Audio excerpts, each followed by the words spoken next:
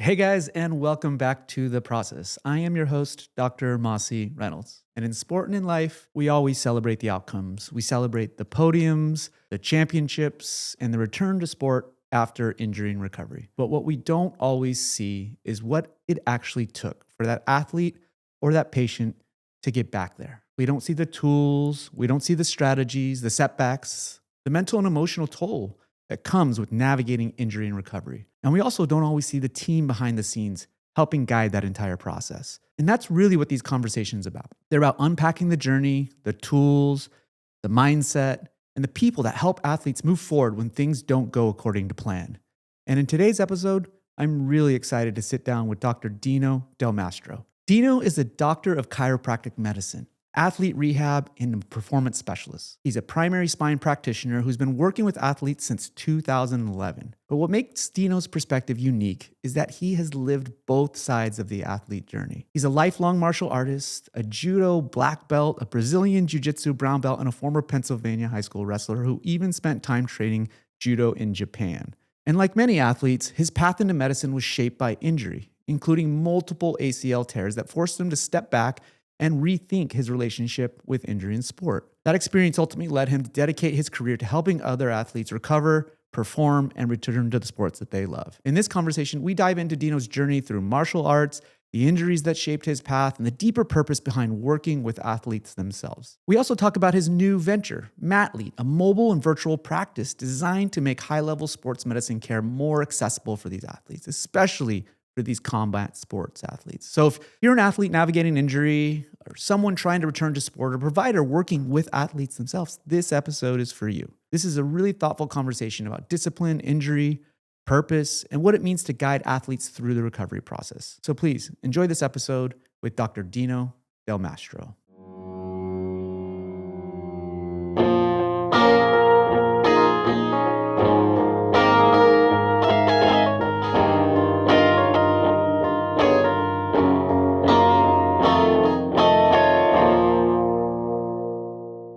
Yeah, Dr. Dino, welcome to the studio, my man. Thank you so much for having me. Honored to be here. Yeah, absolutely. You know, it's funny. I started this podcast in and around injury and recovery and the stories that kind of come with them. And I've built, or maybe just been passively building an incredible network of providers, especially kind of in our area, and then eventually kind of expanded out. And one, I admittedly don't get enough time to connect with them, you know, Right. as you can imagine as well in your world and how busy you are. And recently been thinking, you know, I really want to catch up with Dino, and I'd love to just chat and see how things are going with you, because I know there's so much in your world that has changed since the last time we really connected. Yeah, absolutely. And so I was like, wow, it would be awesome not only to bring another provider and a professional on to hear what they're doing, but also selfishly able to reconnect with the people that I look up to and respect and stuff like that. So I'm almost using this as like a, hey, let's catch up and see how things are going. So, Sounds good. Works out for both of us, yeah, right? so I appreciate you coming down and saying yes and letting us kind of know a little bit more about you and your story and everything else like that. Absolutely. So Happy to be here. Yeah. I will definitely want to go into your background, what you do, the way in which you do it, you know, what you've built. But I think a big part of that, you know, as a professional is what you've done in your background as an athlete. And I think that is as impressive as any of the other stuff that I've seen professionally for you. And so I want to give you a little bit of background, because I know you're a grappler. I know you're in combat sports. I know you're a killer athlete. But I first want to kind of go into that, if you don't mind, just to give the audience a little bit of background on who you are. And I think it has a direct impact and has been part of your success in the professional world, is your ability to relate to your patients and your athletes because of the athlete that you are yourself. And so if you don't mind talking a little bit about your background in sport and athletics, and just kind of lay that foundation, and we'll kind of get into you professionally a little bit more. So, Perfect. Yeah, that's the fun, easy way to start, right? Exactly. So I was first on the mat in 1988. So when I was 5 years old, my dad got me involved in judo. Which was interesting because my dad, my uncles, they were very good, but like traditional sports athletes. Right. You know, they played basketball, baseball, This is out soccer. in Pennsylvania, Back in Pittsburgh, Pennsylvania, yeah. Right on. And a lot of my uncles, to my knowledge and from the stories, were quite good at these like ball type of sports. I was not. So to this day, it's actually kind of funny. I went home for Christmas, and my Uncle Tony, who was a phenomenal baseball player, he always brings up, hey, Dino, do you remember that time? I'm like, yes, I know what you're about to say. My first time at T-ball, I got up, I hit the baseball, and I ran to third base. Yeah. And I got called out and I was so like humiliated Yeah. and like I didn't understand why. Yeah. And that was the start of like, hey, maybe Dino's not like a ball sports type of guy.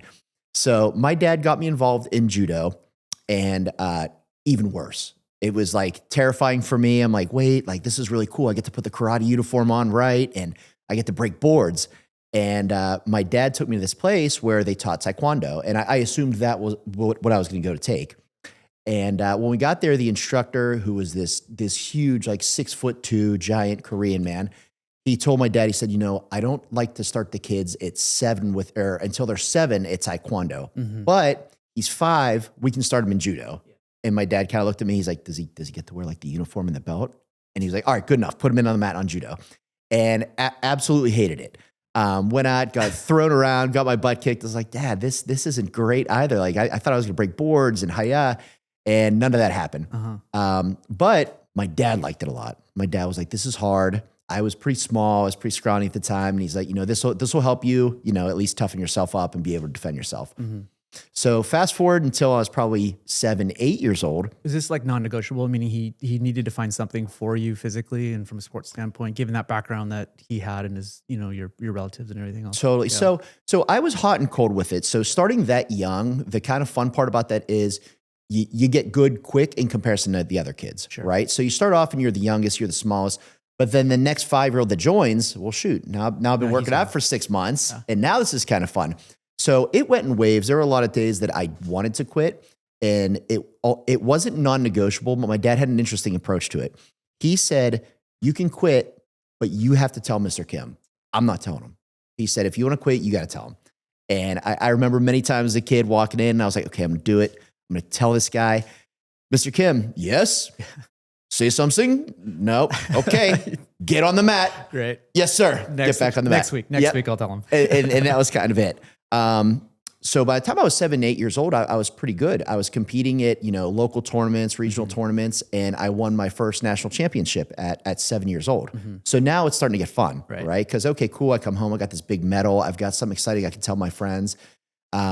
And we started seeing a handful of wrestlers coming into these tournaments who the wrestlers hadn't been doing judo for a long time, but they were having a lot of success. So my dad said, well, shoot, we're in Pennsylvania. This is kind of like the mecca for wrestling. Right. Why don't we do both? So then my dad signed me up for wrestling as well. So now I'm getting a similar skill set from judo and wrestling, learning all the takedowns. And by that time I was like, okay, this is cool. This is something that I enjoy a lot. And then that became a lot of like my personality and who I was at school. And when the teachers would say, how was your weekend? Did you have any judo tournaments? Did you have any wrestling tournaments? So by the time I was 8, 9 years old, I was like, okay, I'm all in on this. Yeah. And I was still playing baseball at the time, not basketball, not soccer. I was still into baseball. Right. But I knew that wasn't going to be my thing moving forward. So I continued with judo and with wrestling all the way throughout high school and competed in pretty major competitions in both of them throughout. That's awesome. Yeah, and it was really cool. And where I'm from in Pennsylvania also, like I said, it's a big hotbed for wrestling. So we have a lot of guys who go on and they wrestle at D1 schools. We have my wrestling coach's youngest son was a D1 national wrestling champ for University of Pittsburgh. Mm-hmm. Like, it's just like a big, there's a lot of tradition there. So that was a fun place for me to grow up and be around such like high caliber wrestlers and be able to meet guys who were national champs and All-Americans like all the time in wrestling. Yeah.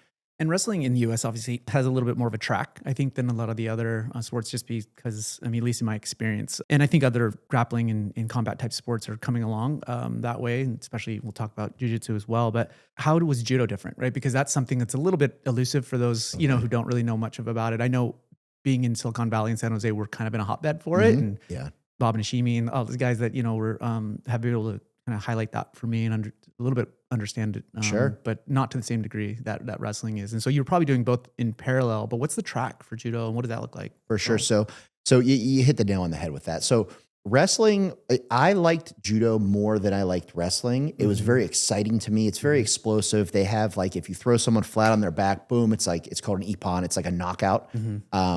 Wrestling I enjoyed and I excelled at it, but I just didn't love it the way that I love judo. But wrestling was fun because I could go to wrestling at school, right? Mm-hmm. So we would have class and my classmates were on my wrestling team and we would get on the school bus and we would go to local meets and local matches as a team. So I was wrestling with all of my peers, my classmates, people, especially in high school was awesome. High school, I felt like that gave me the fast track to like social success also. Oh, for sure. Because, I'm a freshman, and I remember in 8th grade, my coach said, hey, we're going to move you up to varsity next year. And to me, that was so exciting. So I'm like, okay, cool. Like I'm going to get to wrestle with these guys, and they're 17, 18 years old, and they've got like a mustache and tattoos. And like, I get to be like buddies with those guys. So socially, I loved wrestling because that really got to allow me to be a part of a school team and to be involved with these other guys who I looked up to. Versus judo, especially here in the United States, because judo is such a popular sport worldwide, just not in the United States. And traditionally, we have not had a lot of success with it. Right. But that's getting better and better, especially women's judo has excelled. But that was a club sport. So when wrestling season was over, I would start doing judo. And my dad would take me to my club team, and there'd be a couple guys from different schools that were around my age. But for the most part, as a teenager in high school, I was going with adults. So there'd be like a handful of guys who are around my size, and I would train with them. And it was cool because, I enjoyed it. But for me, judo, the exciting part wasn't going to practice. It was going to the competitions. Because it's not so popular, I had the opportunity to compete nationally and internationally. And we would go up to Canada, and we go down to Miami, Florida, and they'd have like the Junior US Open. You're like, oh, this is cool. I get to compete against a guy from Argentina. Sure, I'm not even sure where that's at as a 15-year-old, but that's really cool. So very, very different tracks. Wrestling was much more of a traditional school sport.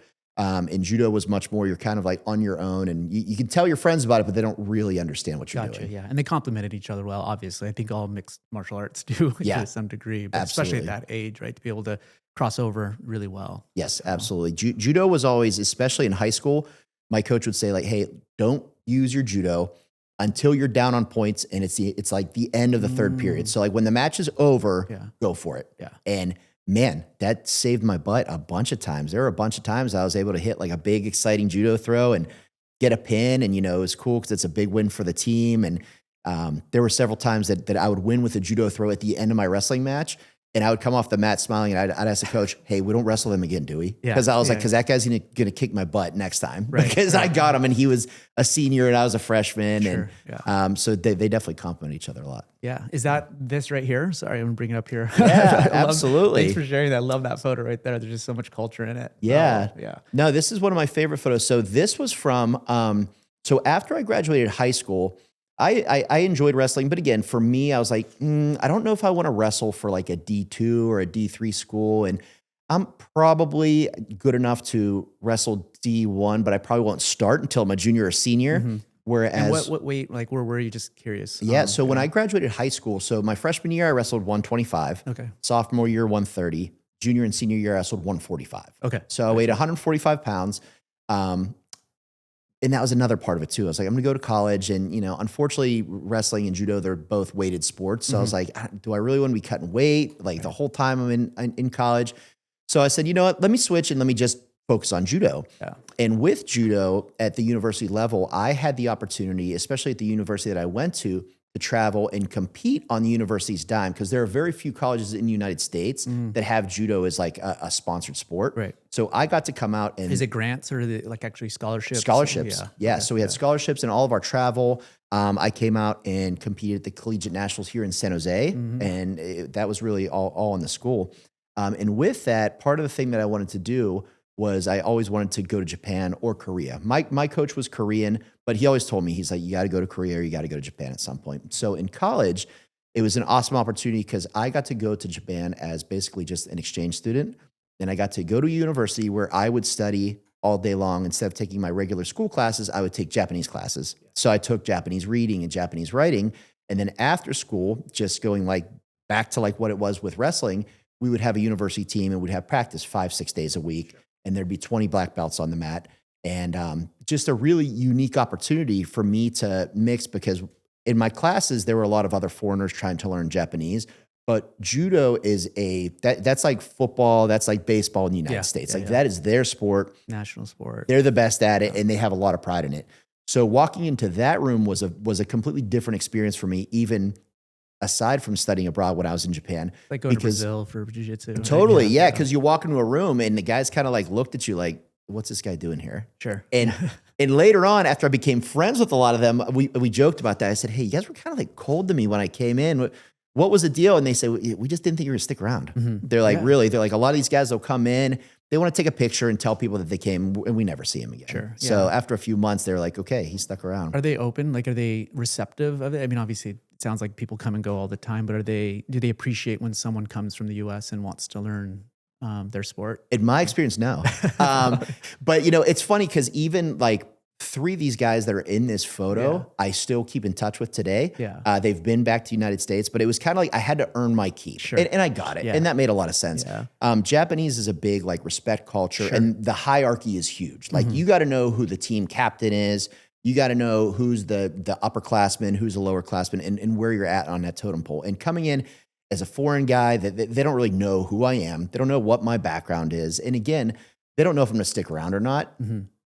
Later down the road, they said, they're like, well, we're just kind of, we don't know if you're going to stick around. And like, what's the purpose of us like wasting our time to try to befriend you and encourage you to come along if you're going to leave next week. So it wasn't super encouraging. But once I was in, it was like, okay, you got in the fraternity. Like you're one of us now. And we would go out and have lunch, and we'd go out and like have drinks and things. And like I said, even after I left Japan, I came back to the United States, and they flew out to my school, Slippery Rock University in Pennsylvania, and hung out with me a couple times. So that was really special. So killer. So there's a lot of special, there's a lot of meaning behind that shot. Earned my keep. Yeah. And in this particular photo here, this was one of the coolest parts of, and this is why I was glad that I went with wrestling in college, because this was such a unique experience. When I tell this story, I feel like I'm talking about an old Kung Fu movie.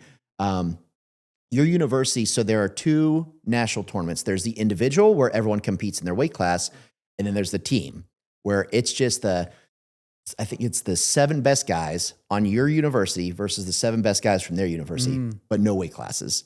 So it was really fun because before this tournament, we had an in-house competition, and it was pretty fierce. Like, cause everyone wants to have the opportunity to be a starter, right? Yeah. So we're going after each other, and you're trying to be one of those top 7 guys to start.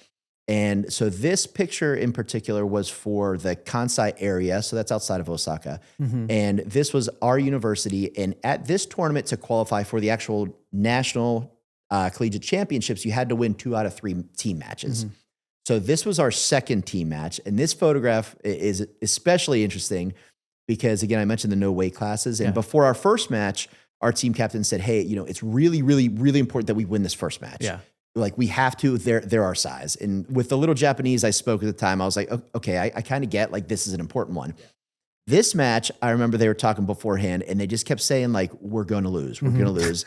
And I was like, and I asked the guy, so the guy standing to my left, his name was Akihiro, and he was the one who spoke the most English on the team. So he would always be my buddy. I'd be like, Aki, what did he just say? And Nakata, who's the one standing to my right, he was the team captain. He was a little bit more like straightforward and straight to the point. Sure. I was like, hey, why doesn't Nakata keep saying we're going to lose? And he was like, he said, you're going to see these guys are much bigger than us. And even from like kind of standing across us, like the average guy on our team was about 66 kilos, so like around 145. The average guy on their team was like 90 kilos. So like closer to 200 pounds. So when we stood across, I'm pretty sure it was probably around this moment where he was like saying to them, guys, like, okay, see guys, we're about to get worked here. So really cool. And again, kind of just a unique opportunity that I had through judo. That's amazing. This is giving like blood sport a little bit to me. Exactly. Yeah. Right. Like an old school, like Kung Fu movie. Like, I don't know them. They don't know me. Here we go. They're bigger. I'm smaller, but let's see what happens. And we all got smoked in that picture. So every single one of us. And you took it all the way up to black belt, right? You're a black belt in judo and still practice now as well. So, after this, and this is where it transitions into my professional career, right? I think it was probably 3 months after I had gotten home from Japan, and I was like, okay, this is great. I'm ready to go. I'm ready to start competing because I had always had a lot of success in junior national competition. But it's different when you go into the men's competition, right? It's open age group. You're fighting men now, so they're bigger, they're stronger. In about, I think it was 2, not even 3 months after I came home from Japan, I had a big tournament which would have qualified me if I had done well. And I felt like I was going to, for bigger men's open age group international competitions.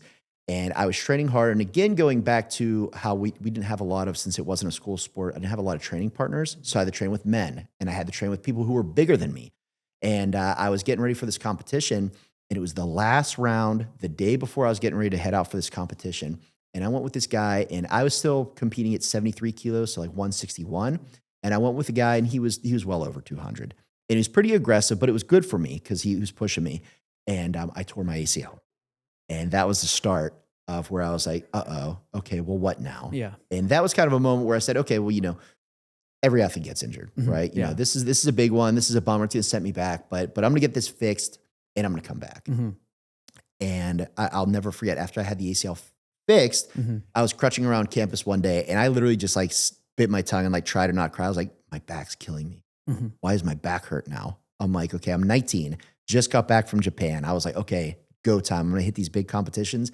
And I have a torn ACL, and now my back hurts. And that was kind of the start of my whole career. Yeah. And what pushed me to doing what I do now. Oh, killer. What an awesome transition. Right? I actually didn't know that story. I knew, we've talked about your ACL, and of course, definitely want to put a pin in that and chat about that a little bit too. But I didn't realize that was that kind of inflection or turning point for you in transitioning into the world that you're in now, right? Which is taking care of people with injuries. 100%. Yeah. That was my lemon that I made lemonade out of, right? Absolutely. So. Yeah. And I actually did a little deep diving, and I was going to pull up your MR, but that's the video. But just on that, because I want to nerd out on it a little bit, is you ended up having your ACL reconstructed or repaired once or twice, 3 times. Yeah. Let's talk about that. Triple decker. You, the cliff notes that I remember, of course, you had the famous Freddie Fu. You had a double bundle ACL reconstruction at that time, and that was after they attempted to do the repair. Is that right? Yeah. So the first ACL tear that I did, they used my hamstring autograft. Yeah. Okay.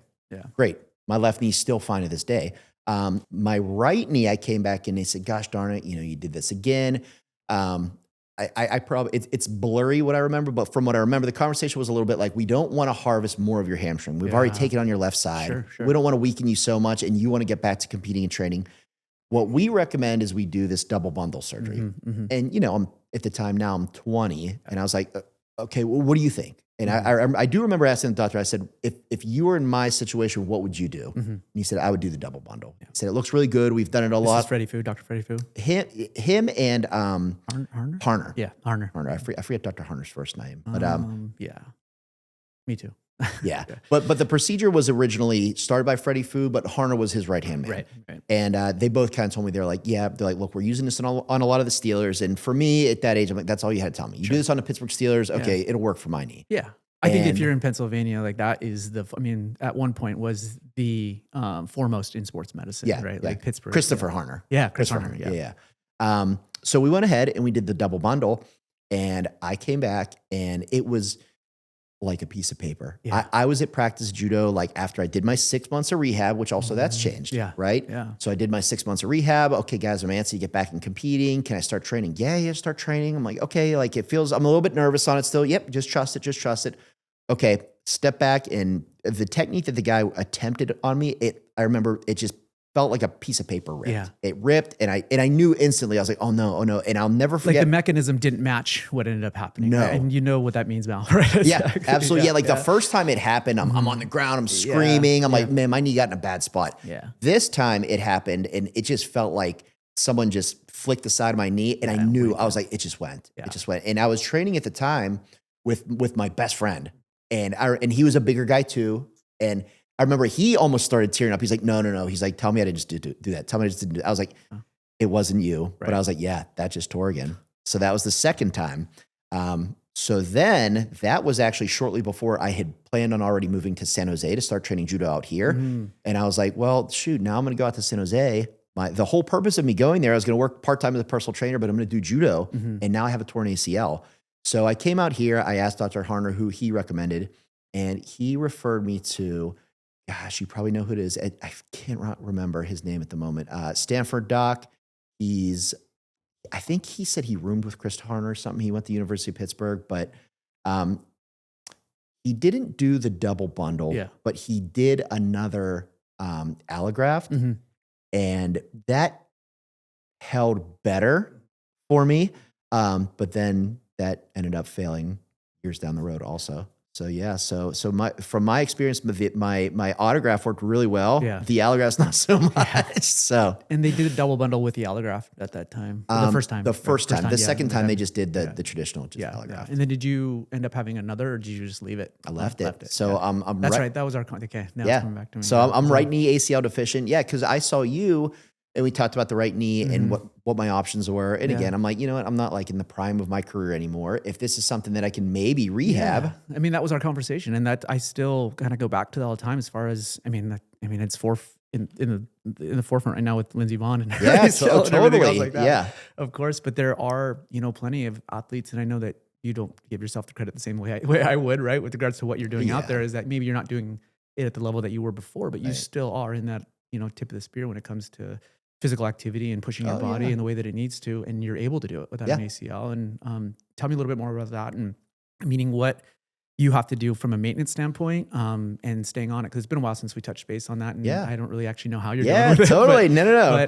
But what it requires of you to kind of keep doing that, and competing, or not competing, but training and staying active. Sure. So it took me a little while to recover from fully. Yeah. Like I had thoughts, and right before it happened, my wife and I were about to have my first son. And I was like, even if I do have surgery, this is just a really inconvenient time for this. I was like, so let me just try to rehab it on my own. So it probably took, in total, I'd say a year. Yeah. But shoot, if we would have done an ACL surgery on it, it's going to take almost a year anyways. Absolutely. So honestly, like walking around now, I can't really tell the difference, right knee versus left knee, and like knock on wood. Yeah. I can snowboard on it. I don't love jogging, right. But I can lift weights. I can do like Olympic lifts. I can do cleans, and I do jiu-jitsu still with it.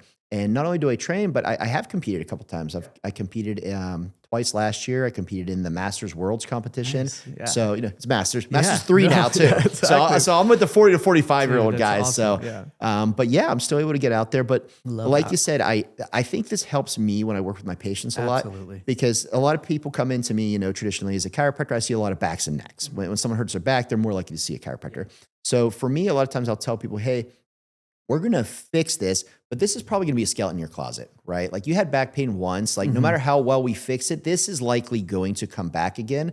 So the exercise that I'm going to show you, these are going to be things that you're going to constantly want to circle back to. Yeah, and you're going to retest it and make sure that you're keeping your back in check. And I use my knee as an example of that. I say, I've had all these ACL surgeries. I don't have an ACL on my right knee right now, but I can train. But I have to spend about 5 minutes before practice just doing some of my buddies said, you done with your weird warm-ups yet? Yeah. Like I have to do like my terminal knee extension. Yeah. I'll do like single leg balance. I'll do like, glute medius activation. And if I do those, my confidence in my knee is so much higher versus if I run into practice late, I'm kind of like, oh, I don't know about this. I don't like how this feels. But yeah, I think that the maintenance and just proactively staying on it has kept me in the game. And that's why it's a conversation, at least from my perspective, is that for the most part, most ACLs end up being kind of reconstructed, but a lot of times, depending on the patient, it may not fit for what they're doing and in the time that they are in their life, right? And, soccer may be different than jiu-jitsu, surfing and snowboarding, skiing are different. They're all different, right? So it's worth having that conversation, and we should be having that conversation because it's not black and white. And every patient responds a little bit different, but it also is a slippery slope, especially in the world of combat and grappling, because I think if you give any of those athletes, and I would love to hear you speak to this, a little bit of a window to not do a procedure, they're definitely going to do it. And I respect that for sure, right? But at the same time, I almost see it going the opposite direction, where people come in with distal biceps ruptures that have been out 4 months and, all these things. And they're just like, oh no, and I think that's part of on the orthopedic sports medicine community to have those conversations and not make it so black and white that there's this fear of you go to see a surgeon, you're going to get a surgery, right? Yeah. And I can continue to do this at this percentage and this level, and I'm okay with that. Yes. But at the same time, it's kind of nearsighted in a lot of ways, right? We're not seeing kind of the long-term ramifications of a lot of this stuff. And so I think I think both have to exist, right? Yeah. An understanding that we can, and there's ways that we can work with our pathology and our injuries and not have to jump into a surgery, but also, hey, if you take time to take care of this now, you'll be able to do the sport for 10, 15, 20, 30 years and beyond, right? Absolutely. Yeah. Well, that's a selling point when I'm sending patients your way a lot of times. I say, hey, here's the guy. He's going to give you your options. Yeah. And he's probably going to tell you, I would recommend surgery because of this, but this is also going to be your option. Or maybe Dr. Reynolds is going to say, hey, you know what? I actually don't think you need surgery. If I were in your shoes, I'm a 40-year-old competing like once or twice a month. Like, yeah, you might be able to survive and get by and compete. It's still a reasonably high level in that age group Absolutely. without the ACL. So that's when I send patients to you, that's a big part of it is I was like, he gets it. And, I always say, he's out there still surfing, and, he's a super fit, active guy. And I was like, so he's going to, be able to recognize like, hey, if I were in your shoes, here's probably what I would do. Yeah. And also a lot of times we just in general, I use we collectively put our pressure on ourselves as providers and dealing with our athletes to make that decision in the moment. Right. And yes, we are working through therapeutic windows, as well as anyone you work with the highest level of athletes is depending on the therapeutic window. Yes, we have to act in certain, moments to be able to get back to sport as soon as we can or within the off season. But ultimately most of the time we have space, right? To create the decision. We have time to trial and see how we do it. That's not going to cause any long-term issues. Say, hey, let's try it out. Let's see, and then you're going to come back and you're either going to know or you're going to not know, right? One way or the other. And I think that we rush to those decisions sometimes where we don't absolutely need to, right? And so I see that a lot as well. And even with my knee, and that's something that we discuss. And even to this day, where I'm at right now, I'm not getting the ACL fixed. Yeah. But it's nice to know, shoot, if this becomes a problem or if you know what, man, my son wants to go snowboarding and I don't feel stable on it anymore, then I'll be back in your office. Yeah. So, and that's an option. That's right. And that's a discussion too, right? I tell my high level athletes, listen, I know right now for you, getting this thing repaired and reconstructed or getting back onto the field or onto the mats is, or back in the ocean is primary for you. And that's what you need to focus on, which I understand, but I also need to be the guy in your corner that says, are you going to be able to do this next year and the year after and the year after and the year after and the year after? And again, we don't have to make that decision right now, but I'm thinking beyond this next season. I'm thinking beyond, and yes, we work through primes and those, like I said, those therapeutic windows, but the only reason, at least from my perspective, I ever want to intervene from a surgical standpoint is not for that season. It's for the long-term durability of that athlete too. Yep. Well, absolutely. So yeah, I getting into that more, obviously, I know you alluded on the chiropractic stuff. I want to, obviously your background kind of brought you to the profession that you're in.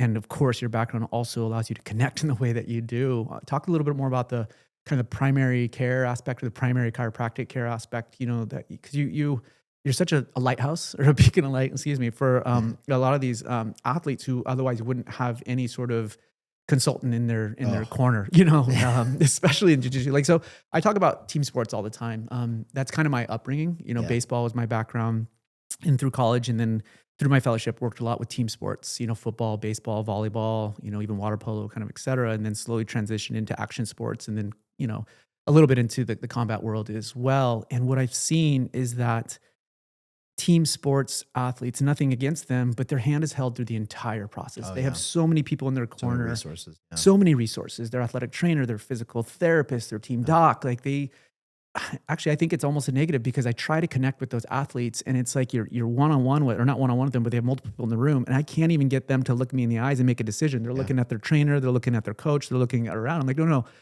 What do you feel? What is your intuition telling you? Let's talk. They're going to be your consultants. They're going to be here to help provide context and advice. But I want to hear what you have to say. Yeah. And that's the polar opposite that I see in the grappling world, and then I see in the action sports athletes where they're so independent, which is amazing because they're able to find all the different modalities out there, but at the same time are also a little bit isolated and don't necessarily have someone like you in their corner, right? Yeah, and that's something that even in my career, I'm starting to see change. I'm hoping that by the end of it, that they do have more of these resources. And I think UFC, is starting to grow that. They now have the UFC PI and there's athletic trainers, physical therapists, chiropractors, orthos there. So, but that's it, the highest level, the most elite level. Right, so until you get there, what do you do? And at least in this area, I'm the guy. Yeah. And, it's kind of funny because a lot of, the combat sports and jiu-jitsu athletes come to me, I'm pretty convinced that most of them don't know what I am. Yeah. I don't think they know, is this guy a chiropractor? Is he a physical therapist? Is he a primary primary care physician? An ATC? I don't think any of them know, but they don't care. Right. Because I understand their sport and their teammates and their coaches said, hey, you got to go see Dino. And that's it. So they show up at my office and they're not quite sure what I am or what I'm going to do. But hey, everyone else in the sport says, I got to trust you. You're the guy. So for years, they've been coming in. And is that intentional on your part? Coming through the training and getting into the field that you're in, is that a role that you wanted to intentionally create or did it just happen naturally? Man, I think it was something that I wanted to start, but it kind of snowballed, especially in this area. Like, of all the places I could have ended up in the country, this is probably one of, if not the biggest hotbed for combat sports, mixed martial arts, and jiu-jitsu. I mean, there's a jiu-jitsu studio on every corner. Driving down here, I drove past like 4. I was like, this is wild. So I think to some degree, I always thought like, wow, it'd be really cool if I could like work with some like jiu-jitsu coaches or like, man, if I ever got to work with someone who like went to the Olympics for judo, like that'd be amazing. And here I am now. I've had, I think, at least four former UFC champions under my care. Absolutely. I get phone calls. I have a guy right now. He's training over in Kuwait in PFL, and he'll message me and he'll be, hey, this is what's going on. You got any exercises or stretches that I can do?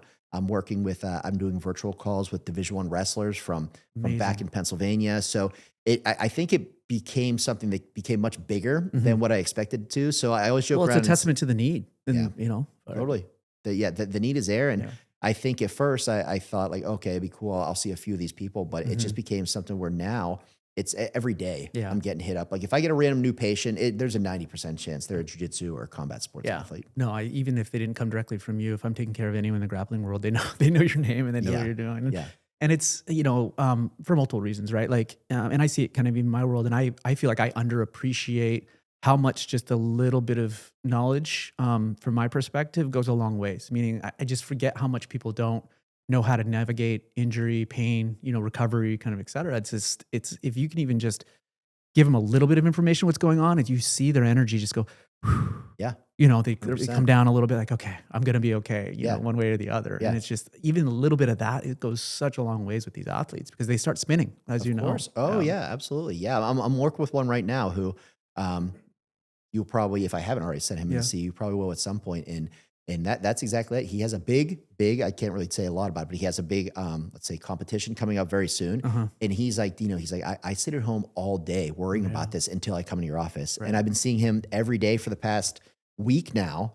And today was the day that we're like, all right, we're going to decide. And he's like, I'm going to do this. I'm going to be okay. But yeah, he's like, the past few days he comes in, I can see he's nervous, he's antsy, but he's like, I just need Dino to tell me it's going to be okay. Yeah, absolutely. And so you do preventative work too, as well, right? And so you do acute injuries and recovery and just preventative stuff. And you're also, at least based on my experience, doing a lot of post-op work too, as well, recovering from surgery, retraining and things like that. And you've partnered with, sounds like, physical therapists too, to help work with that as well. That journey, I want to talk a little bit about that because you've been through it as well. And it's something that I see all the time and struggle to put words to, but in conversations and continuing to learn, really want to emphasize that valley after that procedure and that surgery where there's so much excitement around the injury. Not excitement in a positive way, but like mobilization. Get imaging, get consultations. Let's look at this, surgery, no surgery, stem cells, peptides, whatever it is. And let's say it ends up being a plan of a procedure or surgery, and there's so much excitement around that and understanding what that surgery looks like and understanding what that initial postoperative phase looks like. And then you hit this valley, right? And then you hit this, okay, it's not as exciting anymore in a negative way or even a positive way, but and you're still unable to get back on the mat. You're still unable to do anything. You're still grinding this thing out. And this is where I see most of my athletes like really hit a wall with the psychology component of it as well. And I know that that's part of what you do, at least based on my experience with my athletes, is being in their corner during that time, because that's a very lonely period for a lot of my athletes. And that's where they struggle the most. And I want you to comment on a little bit, because you've been through that multiple times and you're seeing it. And I'm not there, right? I'm not on the front lines with that. I see them every week, 6 weeks, 3 months, and that sort of stuff. I see big changes. And I want you to comment a little bit at your approach to that and what you typically see, how you could potentially help someone who's listening right now, who's kind of going through that, because that to me is something that's not talked about a lot. Yeah, so, absolutely. Well, like you said, after you have that surgery, there is this time of like, okay, well, shoot, now I'm, maybe laid up at home for a little bit, maybe not even working anymore. Definitely not training. So, what that athlete used to talk to their friends about, that their coach used to call them, hey, tonight we're doing this at practice. Coach isn't calling anymore. And you're like, wow, am I like, am I chopped liver now? Like, what's going on? But when I'm talking to those athletes and when I see them, their identity stripped too, right? Totally. That's who they were.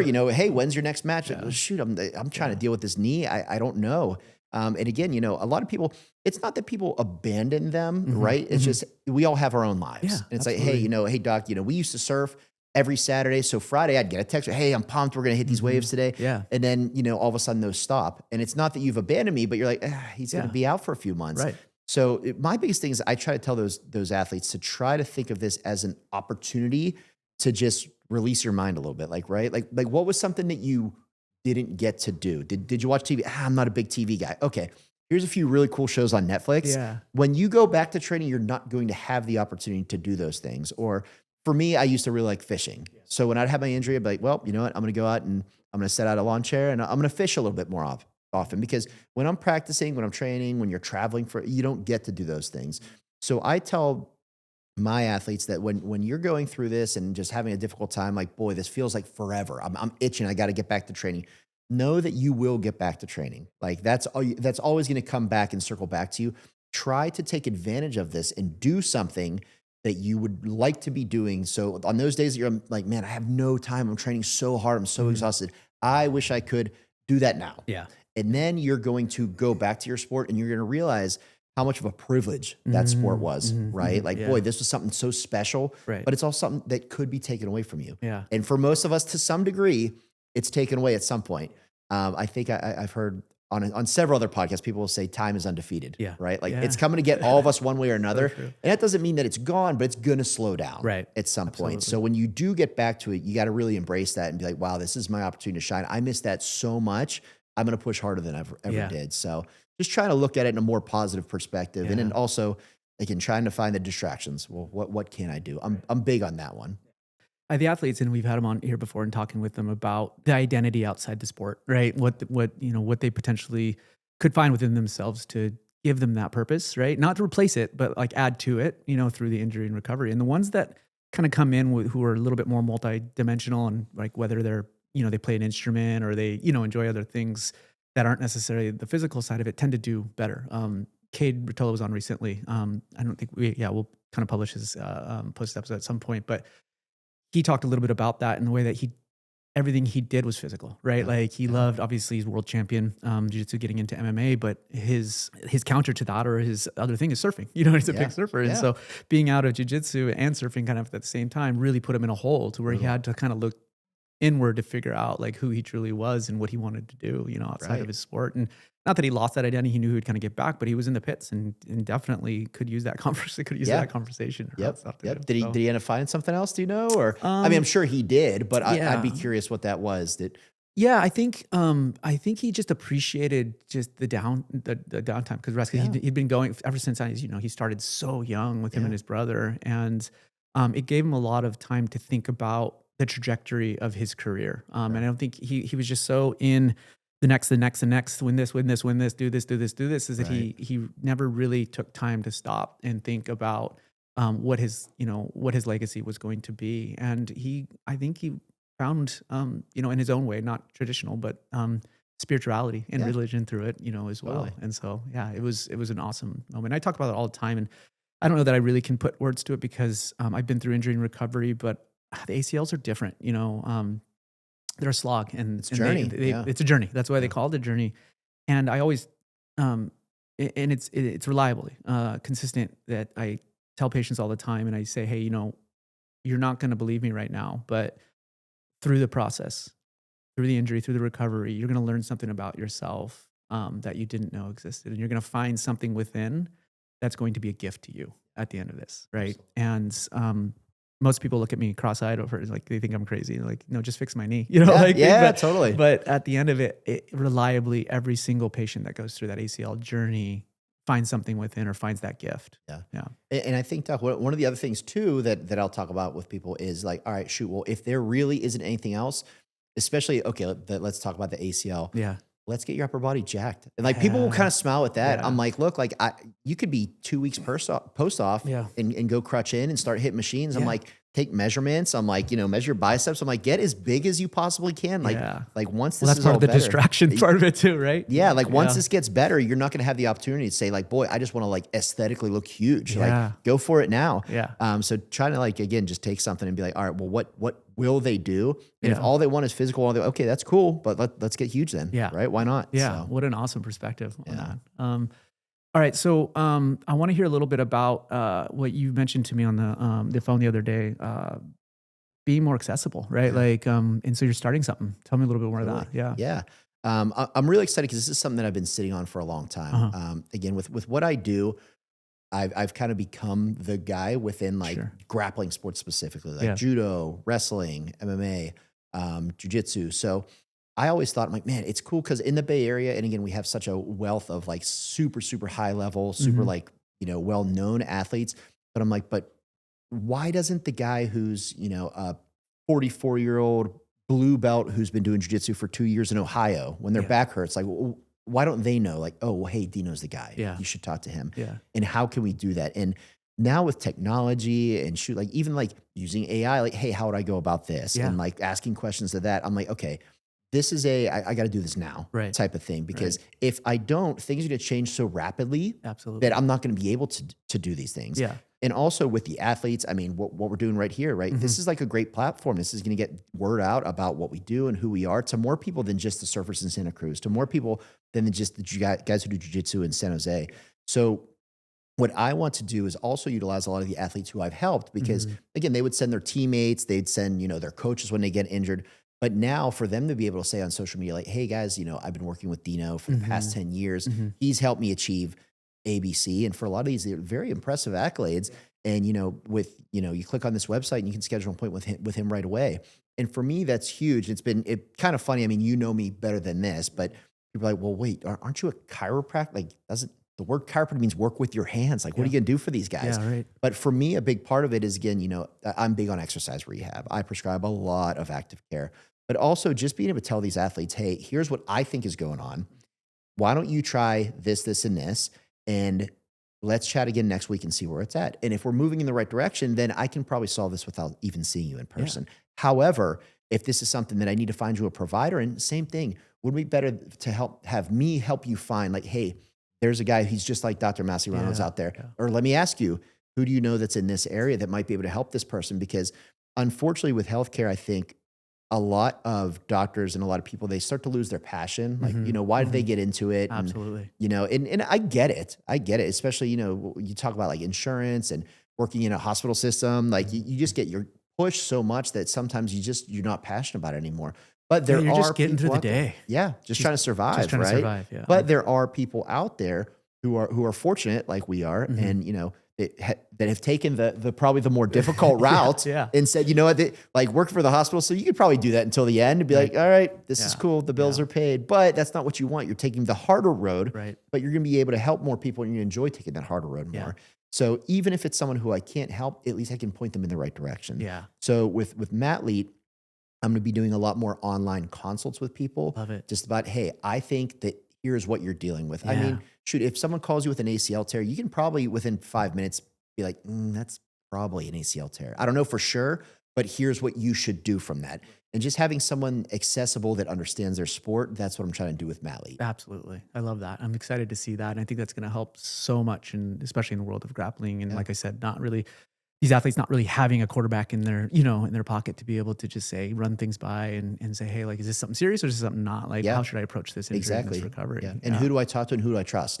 Right. Absolutely. So now to be like, hey, I'm right here. If nothing else, I'll tell you what I think's going on. You'll believe what I think's going on, and I can help point you in the right direction. Yeah. Simple as that. I had a provider, ask me why I'm so generous with my time, because a lot of times I don't even know the athlete, Hawaii or wherever, who's calling. I'm getting an MRI and, on them, or at least having a conversation with and kind of plugging them in the right direction if they aren't ending up and coming out and seeing me one or the other. And like, listen, I'm just trying to provide a little bit of information and light for these people. And yes, you build a network and you know who's who around the different areas. You can kind of help quarterback that from afar, but it's such a huge thing. It seems like such a simple thing to have that initial kind of consultation because it's, like you said, in your world, it's like, you know exactly what it is, and it's, and you can easily kind of plug them, but it's such a big deal for these athletes to be able to just at least give them a little bit of a road, a little bit of a path and a little bit of a plan to move forward. And whether it's them coming out and seeing you, or whether or not you connect them with someone out there who can kind of keep them on that course, it's a huge game changer, at least based on my experience too as well. And just talking to someone who genuinely cares, right? I mean, we talked about like the good, the bad, and the ugly of this before, right? And not even in person. I think we just briefly were sending like voice chats about this, and you said something that I thought was really cool. I was telling you, I was like, yeah, doc, I talked about it Fridays. You said our Friday's busy. Yeah. I call Fridays, hey bro Friday, Yeah. right? No, I love this. That's where I get my jiu-jitsu guys. I get, even just friends of mine. Hey bro, do you have any time today? And of course it's my busiest day, but shoot, most of the time I do make time for them. And we were talking about that and joking about like how, boy, it's hard. It's a little bit of a headache, but it is what we do. Yeah. And you said it very, very straightforward. You're just like, but isn't that why we got into this? Yeah. Right. Yeah, that's right. And that we get to choose who we can help. That's right. How special is that? Yeah. Right. No, that's amazing. So to have someone who it's like, okay, this is a friend or this is an athlete that reached out to me directly. They want my help. Yeah. And I get to say, you know what? I'll squeeze you in today. I'll make time for that. And we get to choose to do that. That's really special. And that's, why we all got in this at the end of it. That's exactly right. And it's a balance. And I come from a place of gratitude. Exactly right. Because wow, looking back on, coming up on 10 years, I'm just never would have imagined being in the position that I'm in to be able to help the people that I'm helping.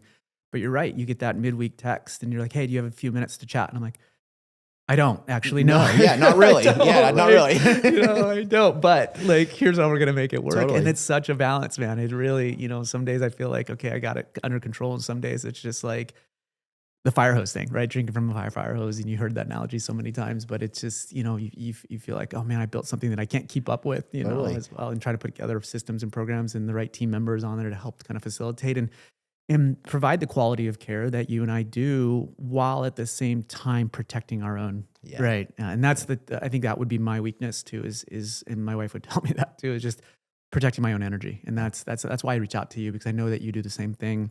The accessibility is amazing. It's a big part of why you are who you are, and the level of care that you provide. But at the same time, it can drain you for sure.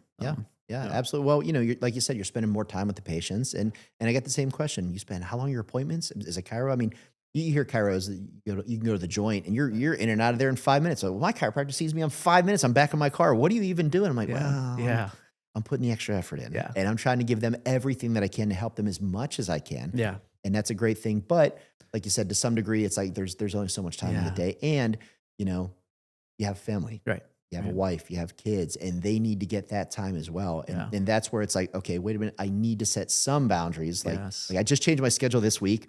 I told my wife, we were joking around, I was like, okay, I am only going to stay past 5 p.m. 3 nights a week. Now I'm still working an 8-hour day, but 3 nights a week, I'm still going to be there till 8, 9, 10 o'clock. Last night I was at work until 10. But today I'm out the door at 5. So I was like, okay, this is my 2026 resolution is perfect. I'm going to have a few of these days where I'm done at 5. Babysitter's coming over. My wife and I are going to go out with some friends and grab some sushi. And before that wouldn't have, even 2 weeks ago, it's like, I'm going to be at work until 7 o'clock. And when I say 7, I mean 9:30. Yeah. Right. Exactly. It's hard. It's hard. Oh yeah. I think Michael Gervais popularized the term, balance being a mythical ridgeline, right? Like that we think we could just walk right in the middle and be balanced with work and family and sport and life and self-care and all of it. But I agree, it's mythical and it doesn't exist. Yeah. And I'd say I'm more akin to the way that Chris Burkhardt describes it, as these burners. And sometimes the work burners are a lot hotter, right? And you're focused on that and you're building and you're growing. And I'm in that right now with our new clinics and things like that. And then you get to that point where the opposite's true. Okay, now we're kind of in a good rhythm. We're in a good speed. So we're going to lower those burners, and now we're going to turn up the self-care and the self-love and the family burners as well. Always. And it doesn't mean that those burners ever go out, but it's never quite balanced. I guess is the way I'm saying. It's it's a pendulum that kind of swings back and forth, at least in my experience. Oh, 100%. I mean, that's a good analogy. I always told people there's a indirect correlation between how good a shape I'm in and how well business is doing, right? Like if I'm lifting all the time and I'm looking pretty good, clinic must be slow, Dino. Exactly. But man, you're looking a little sloppy. You haven't been working out a whole lot, have you? Yeah, well, I've been, at work until 10 o'clock at night. So, but it's again, trying to be proactive and trying to set those boundaries to say, all right, there's never gonna be a perfect balance, but there has to be better balance, right? No, I love that. And what I love about you too is, well, one, we can have these conversations, and I knew right away, even when I first met you, but, one thing I see and struggle with in not just the chiro world, but the PT and naturopath and even orthopedics and in the medicine world is this gatekeeping kind of siloed care where we feel, and I say we because collectively I put us all in the same bucket, feel that we have all the answers and that we could fix this problem, right? Surgeons are an example. You have a hammer, everything's a nail, right? Like it's a surgical fix, and they don't realize you could fix this with chiro, you could fix it with PT, you could fix this with training, you could fix this with injections and what peptides or whatever, right? It's just like, oh no, see pathology, fix pathology with my, knife and my hammer. But the same can be true in the chiro world, right? I've seen patients, not out of your clinic, but have come to me on their own and weren't necessarily referred. And we're looking at their pathology and I'm like, how long have you been dealing with this? Right. And it's like, oh no, my provider told me that, I'd be fine. I'm like, oh, we should have handled this years ago. And that isn't a slam on, and it's just, it's pervasive throughout. And especially in the more competitive areas. And I don't know how to fix that, and because I'm trying to lead by, example and saying, you know what, like, here are all the options. Go talk to Dino, go talk to these people, go, get as much opinions from their perspective as you can. But I don't always see that reciprocated. That's the only way to fix it. At least in our career, like we'll be retired by the time like it's even remotely fixed. But I think at this point, all we can say is, okay, well, who have you seen? What have they done? Okay, well, I know someone and they do this, this, and this. Did your provider do those things? Okay, well, maybe give them a shot. Maybe give them a try, work with them. But like you said, a lot of it is like, hey, no, this is my patient. Yeah. Right? My patient. And that's a horrible mindset to be in.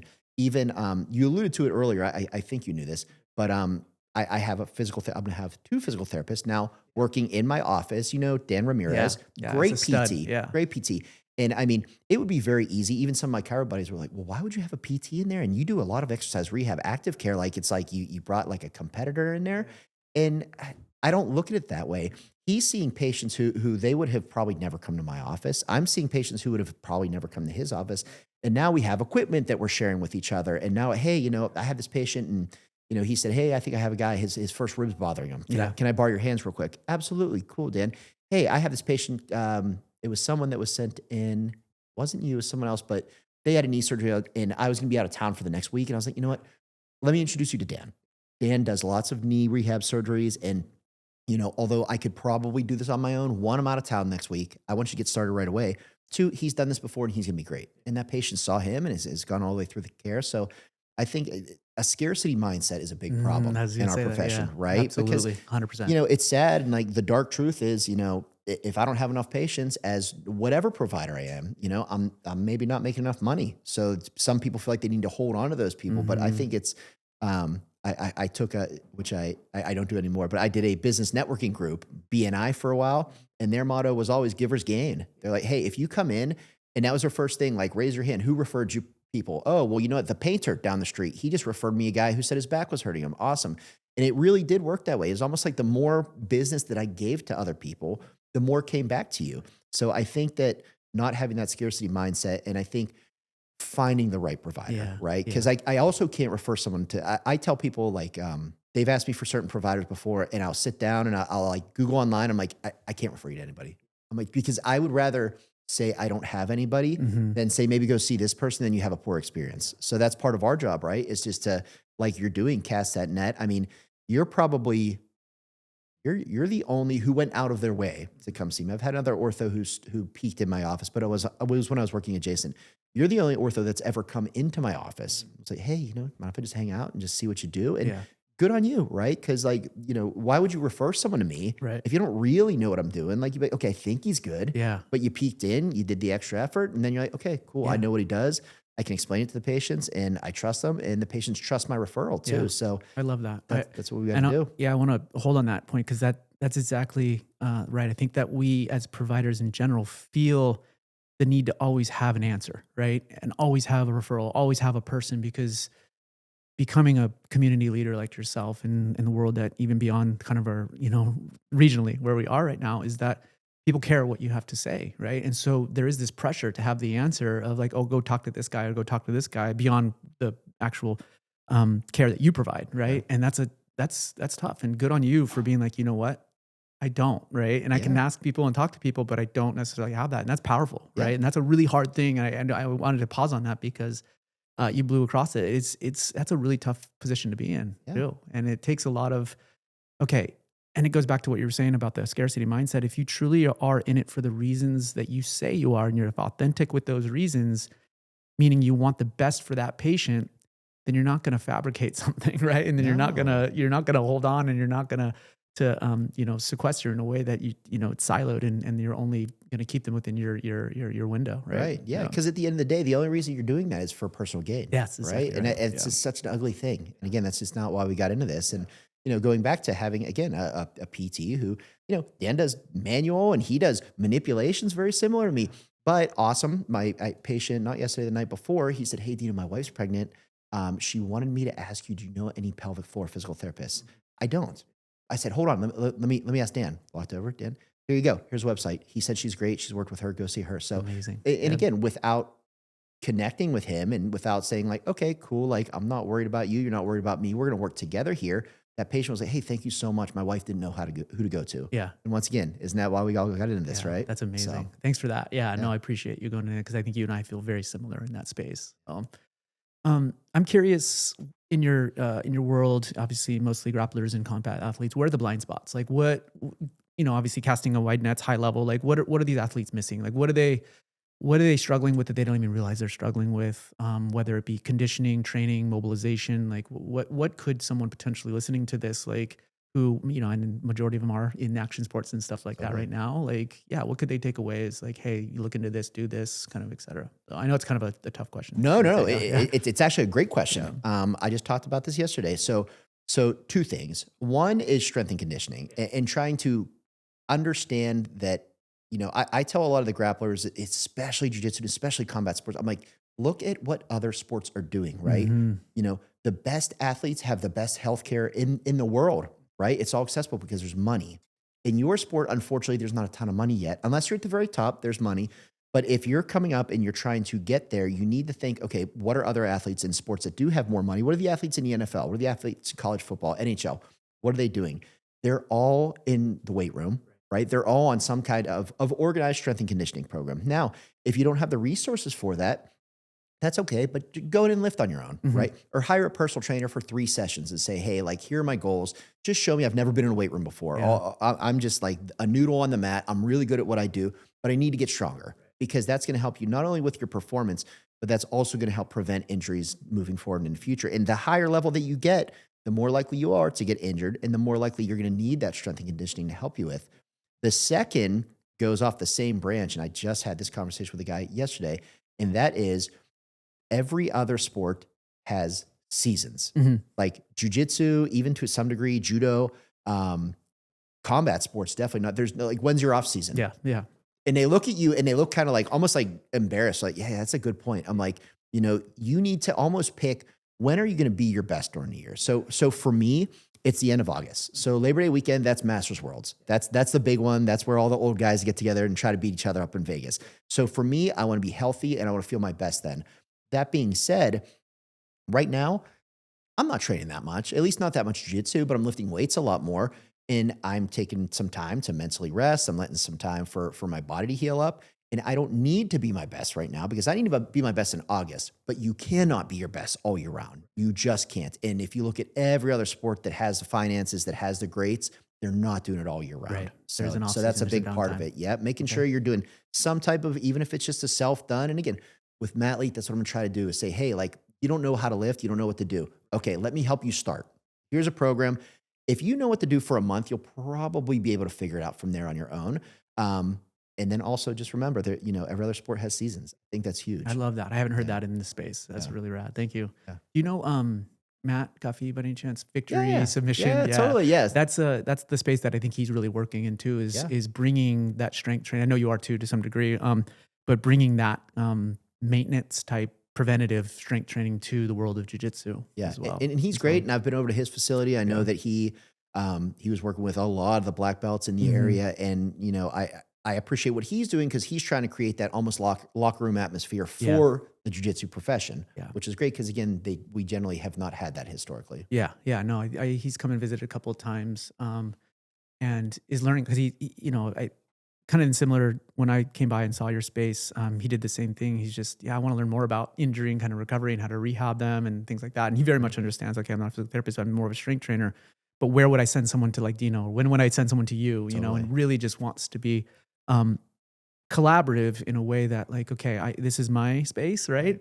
But like, I don't know where the other spaces, where their boundaries are. And so I could, and so he came in very, open to those conversations, and it was really rad to connect with him. Good, what yeah, he's and I doing up think there. he has like also a very strong like hockey background. He's worked with like a bunch of Right. NHL players, so Yeah. he's a great person to be able to say, hey, like in hockey, we did this. Here's how that would translate to jiu-jitsu. Yeah. So I think he's Yeah. a great resource for the grapplers locally as well. Yeah, exactly. And then Dan has an incredible hockey background too. Yeah, And yeah, oh so, yeah, big time. Yeah, no, it's he's been wonderful to work with, and I'm glad that you guys partnered up. That's such a it makes sense just Yeah. based on my experience with Dan and working with patients and rehabbing. It totally completely makes sense. So, Yeah, and it's nice right now.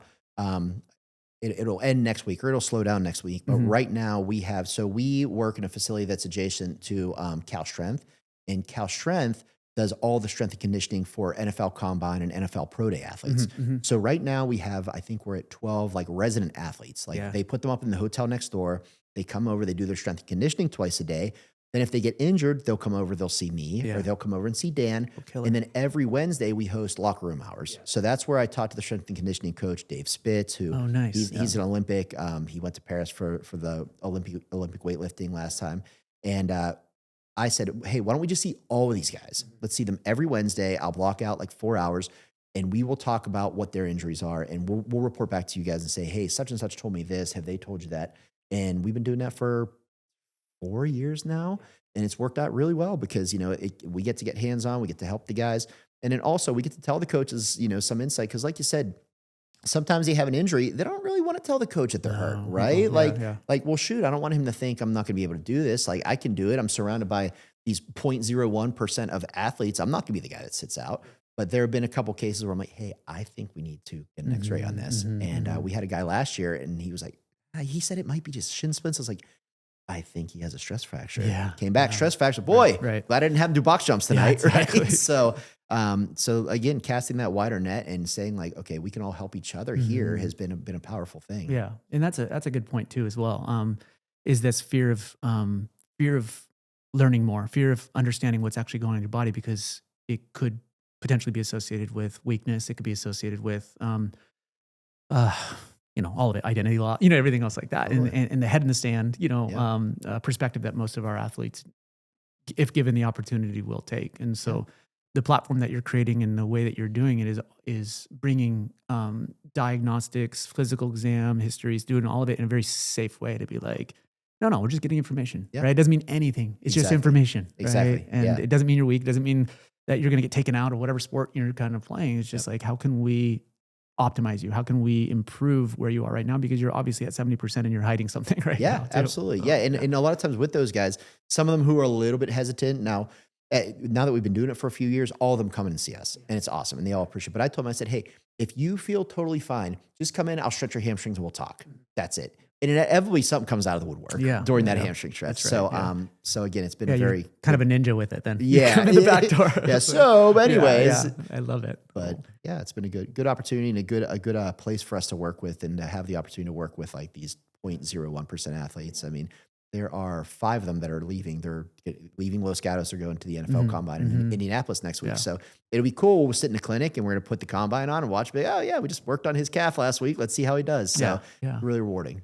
I love that. On the athletes, because, with me as well, I take care of athletes, but I'm constantly checking in with myself, right? Because you can easily get into this world of purpose associated with the people that we take care of, right? And I'm grateful, obviously, for all of it, but I always play this game with myself is, what if it was all taken away, and not in a sense of taken away from the profession, but like, if I wasn't taking care of these athletes and, am I hinging my happiness and joy and purpose on my connection to the professional world ranks? And then I'd be lying if I said that wasn't a real thing that I have to work on. Be like, you know what?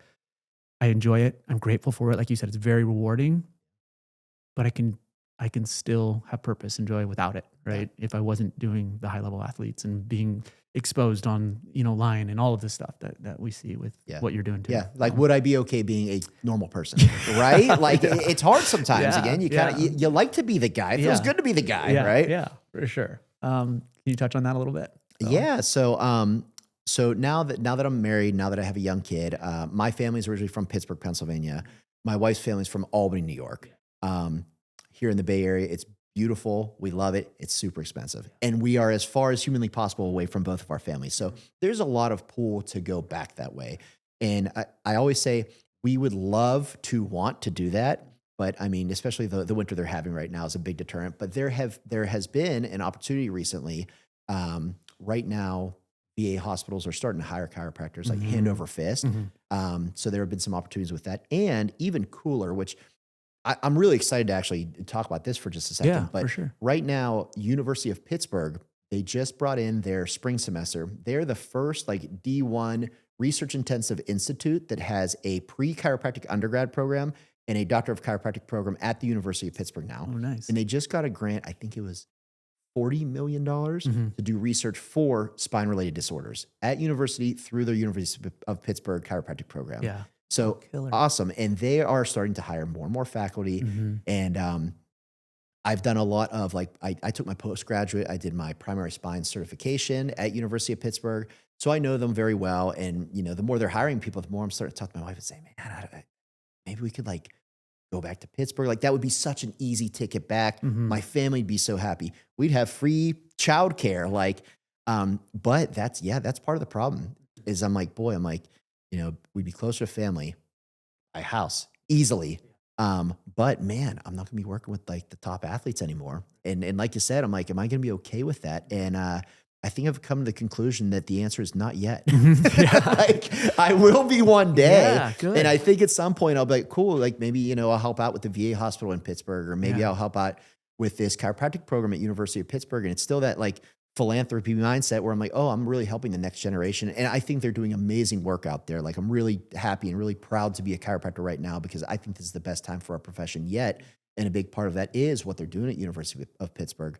But yeah, to go back and to be just like, well, I'm just like a faculty clinician, or I'm working at a VA hospital and I'm not having UFC champs text me, hey bro, my neck's killing me. Can I come in? Like, man, those texts that I used to look at and be like, oh gosh, okay. Yeah. Hey babe, can we go to dinner a little bit later tonight? Yes. To not get those anymore would be hard. Right. Yeah. So my conclusion is, I would be okay with it, but probably just not yet. Not yet. So, yeah. Oh, thanks for your honesty with that and sharing. I think if I had to pinpoint what it is, because I kind of agree with you on that, at least where I'm at right now, is it pushes me to be better. Like the tip of the spear is very cutting. You know what I mean? It's cutting. And when I always have to be on my game, and I love that, right? Because these guys are fighting for the 0.01%, right? We're not just trying to get back, no offense to that, right? We're not just trying to get back to, you know, working a desk job. And yes, we do that. And we have patients that we take care of all the time and nothing against that. We will do that. But it's the tip of the spear where I feel like I love to be, right? Pushing, trying to figure out ways to be better, to make it stronger, to, you know, collaborate more, to, you know, the people in the circles that I'm in through taking care of elite athletes is wild. It's beyond anything I imagined, right? And the brains that I'm in front of, some of the lectures that I'm hearing and being part of the conversations that I'm happening, that, you know, talking with the agents and all this stuff, it makes me want to be better and pushes me to be better. Right? It's exciting. Yeah. So to me, it's, the athletes, and they're awesome. They're great. I have a deep respect for those who are pushing at the level, or, you know, for you, UFC champions, for me, world champion surfers and that sort of thing, is being in the presence of that mindset motivates me, pushes me, gives me energy, fuel, and makes me better. And I think that would be a hard thing to leave right now in my career. Absolutely. Yeah. And you want to have the best therapies, the best treatments accessible to those people, right?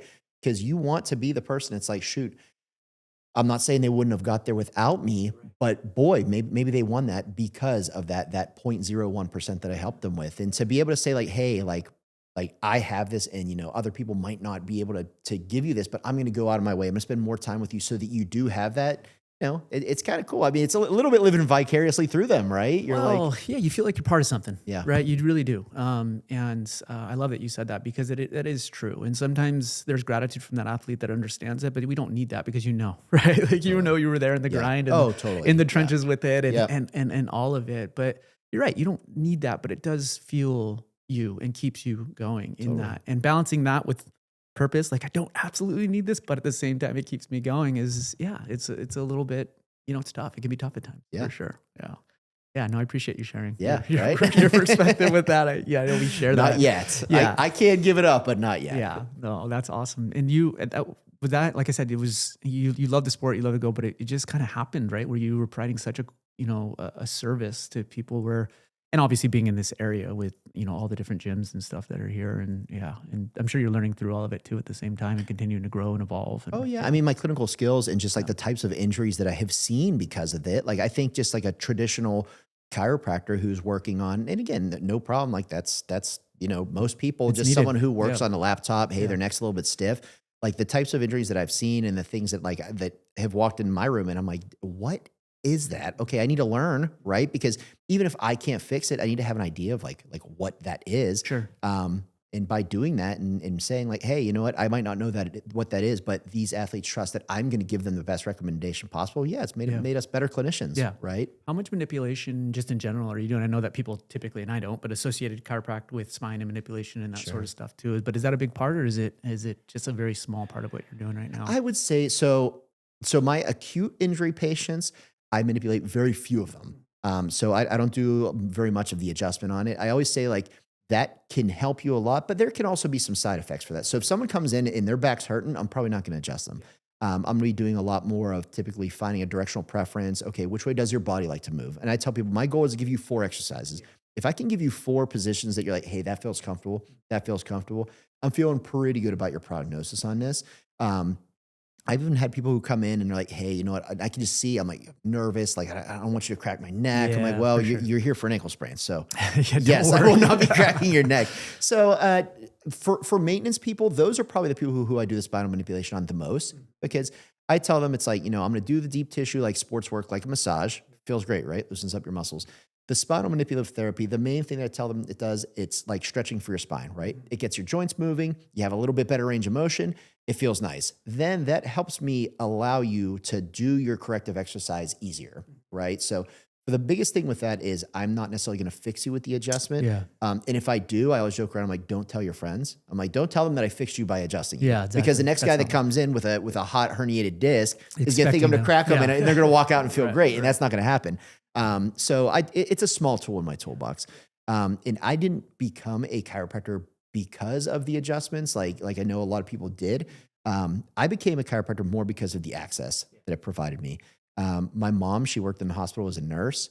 And when I went through my first ACL surgery, I said, Mom, at the time I was in university, I was studying to be a health and physical education teacher. I wanted to teach health in gym class and coach wrestling. Yeah. That was going to be my future. Awesome, right?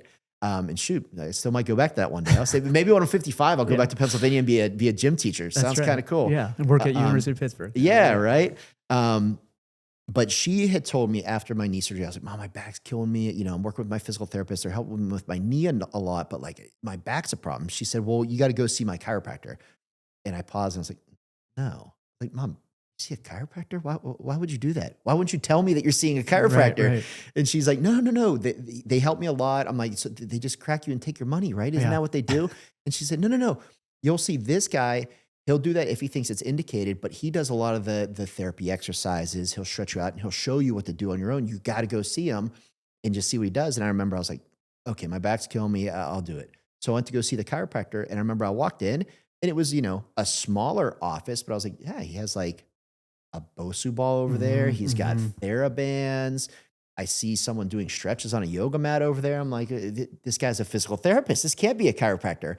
And after working with him, and I told him after a few sessions, I said, I think I'm going to be a physical therapist. And he said, yeah, you can. I think you'd be a great physical therapist. But he's like, you should be a chiropractor. And I was like, my argument to that was, I was like, yeah, but there's a stigma about chiropractors that all they do is crack. And he said, well, wouldn't it be great to help change that stigma? Yeah.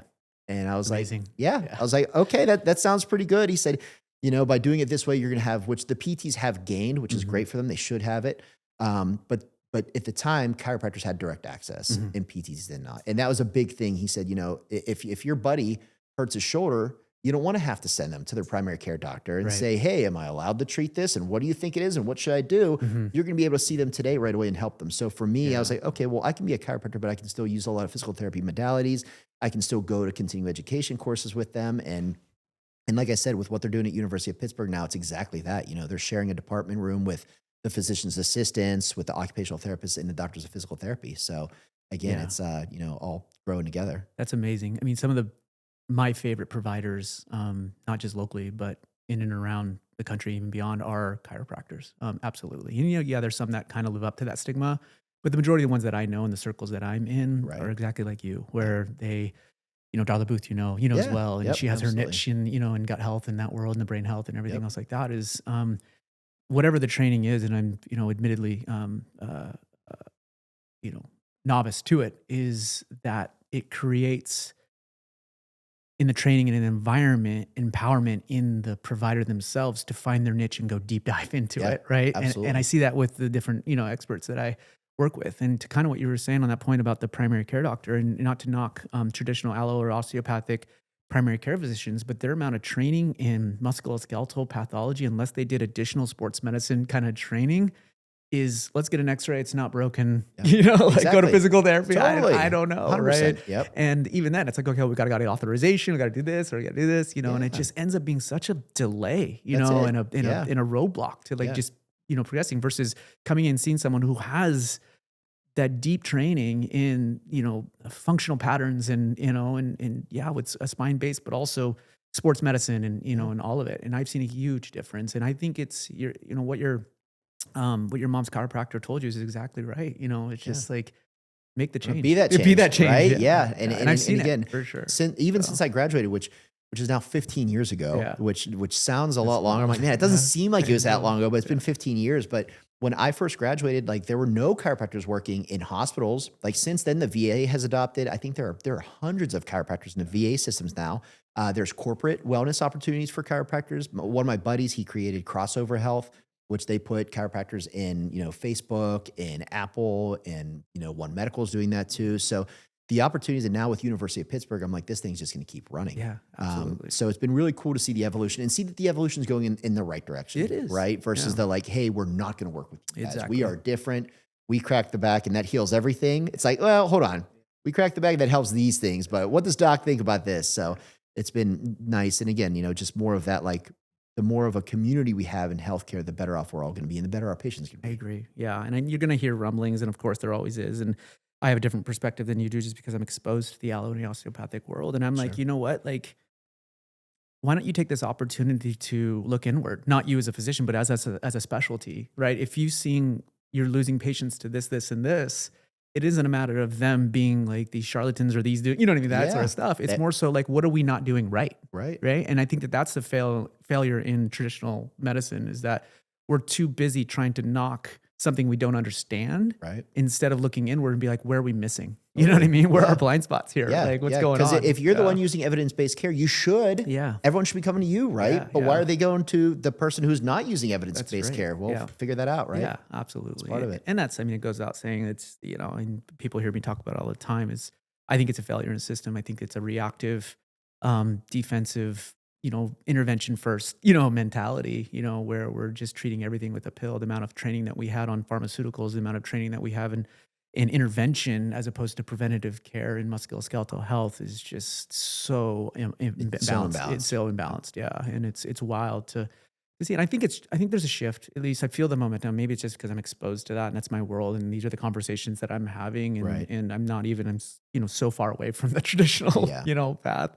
But I'm hoping there's a shift. I really do, and do you think it'll happen in our career? No, I don't. So. Yeah, I don't, and I hate to be like, I don't want to use the word conspiratorial. I would say realistic with it is that the people that control the direction require that it, the pharmaceutical companies, they got to make the their money. They got to make the money, right? We start sending people to personal trainers instead of on this pill. Yeah, exactly. Pockets get empty. And I it's the reality of it. It's all I can say is it's just, I see too much of that, unfortunately. And it's going to take a long time for it to shift and change. And I think that you're a part of the wave that's actually making that change. And our patients are constantly teaching us, the peptides, for example, right? I've been doing them for 7-8 years now. And people are like, where'd you learn about it? I'm like, I learned it from the combat community, and it's bro science. I'm like, well, they're taking the action into their own hands, right? And they're learning how to get through and continue to compete at that level that they're used to. And I'm not saying that's where everything should start, but we should be listening to it. If this stuff is working, right, let's look into this. Let's talk about this. Let's do research on it, that sort of thing. Instead of saying, oh, no, that's bro science. So, you should be taking anti-inflammatories and doing all, you know what I mean? All this other stuff kind of instead. And so I'm learning a lot from the community for sure. Yeah. And why wait, right? Like, okay, if it seems like this is fairly safe, let me at least learn about it. And shoot, what if the evidence is there 15 years from now? Yeah, But like, how many absolutely. people didn't get the benefit from it because, well, it wasn't evidence-based. I wasn't 100% sure. Yeah, but that still worked while they were doing the research on it. That's It's just, absolutely right. it hasn't been, stamped in stone. And why not look into it? And that's another thing that, I like about, and I trust working with you and, with what you're telling my patients and what you've done for me. And it's okay. Hey, look, I know that this isn't what everybody's doing right now. Like they're not doing this at Kaiser maybe, but shoot, the research looks pretty good to me. Absolutely. And shoot, it worked for me. Yeah. So like, let me at least give you the opportunity to help yourself with it. Why hide that from people? Absolutely. And if we break it down at a cellular level, what's actually happening, then whether it makes sense or not, we'll have a little more information on it, right? Like, here's what we're doing, right? Like, and that's, I think, the issue with a lot of the newer type stuff is people making wild claims about what we can do and what we can't do. And I like to distill it down to this is what's happening at a cellular level. This is why we can potentially improve your symptoms, slow down the progression, do this sort of thing, right? Like, and there isn't a level 1 randomized controlled trial that shows that, but this is the anecdotal that we're getting, and this is what we collectively have found. And what are the downsides? Totally. Absolutely. Yeah. Well, why not try it? If the side effects are pretty minimal, there's not really been any major crisis from it. Like, okay, give it a try. If it doesn't work for you, then it didn't work for you. Right. Yeah. No, you're absolutely right. So yeah, I'm excited to see some change. I agree with you, man. I don't know that we'll see it in our careers and our lifetimes as well, but I think the momentum is slowly shifting on it as well. On that topic, have you read or watched anything about the Enhanced Games? Oh my gosh. So I was asked to be the medical director for the Enhanced Games. I believe it.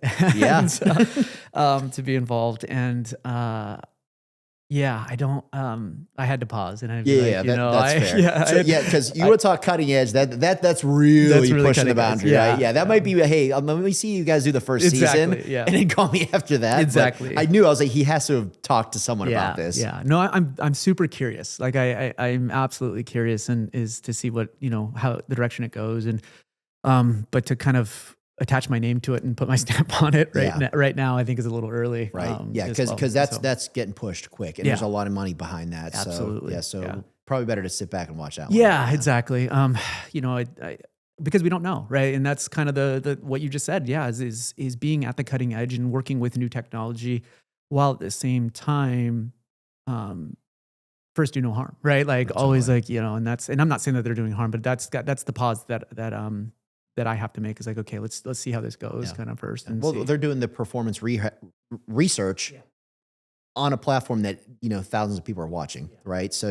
maybe it's like, okay, you guys have fun with that. But, I like the idea. I like the trend of like, well, shoot, how many athletes are using PEDs anyways? Realistically. Yeah. A lot of them. Absolutely. Why don't we just monitor it? Right. I like the idea, but I'm with you on that. That sounds like this heavy especially with what you do, to put your name behind that. Cause if something goes wrong, then that's a lot. Absolutely. So.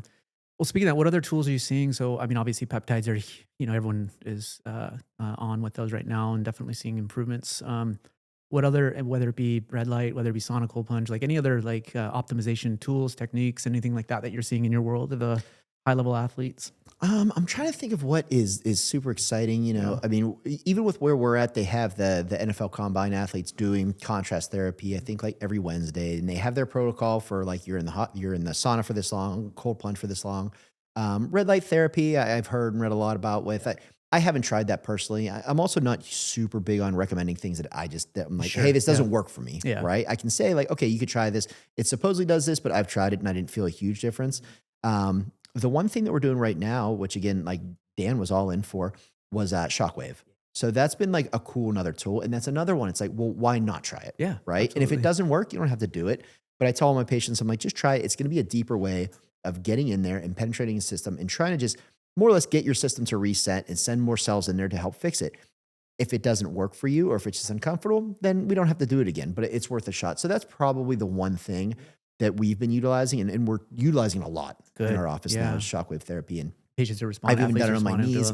I had a guy who, my athlete who has that big event that's coming up, which we should talk like after his event's over, because I think he's going to have a lot to say about what we did with him. Yeah. But even his coach, he was like, hey, he's like, my coach wants to come by for my appointment tonight. He said, quote, I'm begging you. and I was like, well, hey, bro. yeah, I was like, hey, so like, have you had a good experience with Shockwave before? He's like, no, but like ChatGPT told me like, this is what's going to fix it. Exactly. And already I was like, okay, well, let's hold on. Let's not get too excited about it. But I was like, but yes, I've had good results with shoulder injuries with this. So let's give it a try. So that's been our big thing now. Nice. And I think patients are excited about it. And again, there's not, to my knowledge, not going to do any harm with it. Yeah. Like I describe it for patients. I don't have one, but I definitely, and thanks for reminding me for that, because Dan did mention that you guys do more and more of that. I kind of describe it as daily smaller doses of PRP. Yeah. Right? Because PRP, as we know, you're injecting platelets in there, they release growth factors, and you're almost mimicking macro injury, right? With the number of cells that you were putting in there to create an injury response, an inflammatory response to get things to heal. And that's, in a way, what Shockwave is doing is it's causing little micro traumas in the area, releasing capillaries for platelets to release growth factors for the body to bring in a new awareness back to that injury, to bring blood flow to it and to get things to heal, just not at that same level. So you could literally do it almost every day, whereas you wouldn't get a PRP, you know what I mean, injection every just not realistic. Yeah. So it is a really kind of a kind of more consistent way that you can kind of get that. At least that's based on my understanding and reading of Shockwave therapy too as well. And so it's been funny too, because I tell people, I'm like, be ready, because people are like, oh yeah, that sounds great. And the second you're about to do it, you can see they're like, so how much is this going to hurt? And I'm like, well, look, think of it also, it's an injury metal detector. I'm like, so unfortunately, the more it starts to hurt, I don't have any tattoos. Some people have told me, well, it feels like a tattoo. I said, when it's on the right spot, it almost feels like a toothache. Like it's like this visceral, you're like, oh, I'm sweating kind of pain. But I'm like, but it does subside as you do it. So it's kind of like the longer that it's on that right spot, it starts to go away.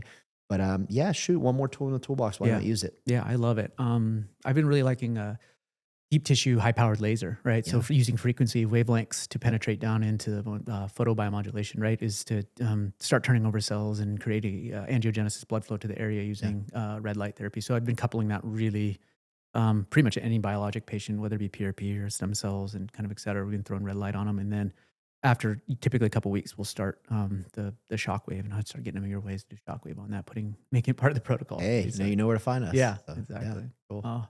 Anything else you wanted to cover? I mean, actually tell me more. So it's called Matthlete, right? Matthlete. Yep, it'll be matthlete.com. Yeah. I'll have my website up and running, I think, by next week. Yeah. And I'm going to start talking to my guys. Yeah, and awesome. And it was funny. My athlete that I'm talking about with his big event coming up, he's like, do you want me to promote it? And I told him, I was like, no. I was like, not until you're done. Not until you win. You win your match. Yeah. And your injury is okay. I'm like, because don't put your name on something that didn't really work, right? Exactly. And he was like, yeah, I'm all in for it. And he's amazing. been like huge at being able to say like, okay, well, hey, next week these cameras are coming in. Why don't you just come in and be a part of it? Oh, so like so super cool because again, not only am I helping him, but they get it and they appreciate it. And even if it's like might not get a big shout out, at least I know he's like, no, this is really giving me an opportunity that he may not have had with all the work that we've done on him. So because you're not transactional, I'm not transactional, and you're going to provide the quality of care that you provide, regardless if anyone does anything kind of for you. But it also is kind of nice when people share. It's nice to get a little bit back, but at the end of the day, that everyone appreciates it, right? Everybody that you ever like hooked up, like they appreciate you, and they know like, hey, this guy's a good doc, and he trusts me. Yeah. That's why we really went into it, right? Absolutely. So I'm looking forward to Matthlete right now, and just love all the work that you're doing.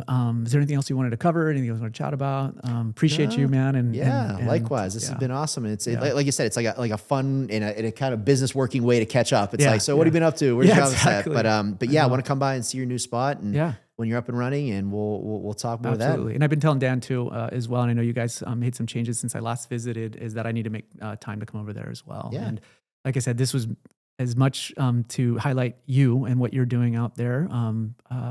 What your handle on Instagram? It's just my name. So it's Dino.Del Mastro. Okay, perfect. DCPSP. Yeah. So my name's unique enough, which helps me with that one. Yeah. But the end, DC, Doctor of Chiropractic, PSP, Primary Spine Practitioner. Perfect. Yeah. Highlight what you're doing, and but just as much to catch up again, man, because I really appreciate you and all the work that you're doing. I know we kind of are both doing our own things, but definitely getting a lot of patients crossing back and forth, and just love you're elevating the game, man. And so keep doing it. Likewise, appreciate you, and I'm sure we'll be referring people back and forth, and I got to stop by and see your new facility. Yeah, right on. We'll do it again. Awesome. Thanks, Doc. All right, brother. Appreciate it. Yeah. please remember that this podcast is for informational purposes only. The ideas and opinions shared here represent our own and are not meant to be taken as medical advice. Listening does not create a doctor-patient relationship, and we always recommend speaking with a qualified healthcare provider for any health-related decisions. This show is independent of our professional roles and reflects our own personal perspectives.